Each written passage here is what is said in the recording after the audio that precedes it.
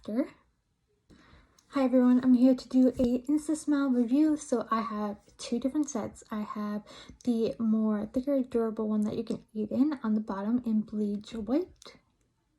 And on the top, I have the thinner version, which is in the natural white.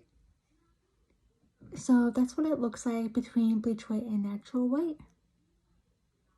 So yeah, I've been rocking these for over 2 years and I absolutely love them. I was in an accident and I lost one of my front teeth, and with that I also lost my confidence.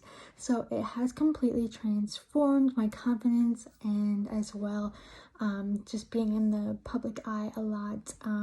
It just really helped me with public speaking and everything else that comes along with it. So yeah, I am forever grateful for InstaSmile because at the time I didn't have the funds to fix that tooth, and this was a great option until I did so.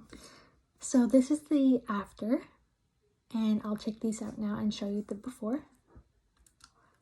They're pretty easy to get out. And this is the before. It's a whirlwind of a difference.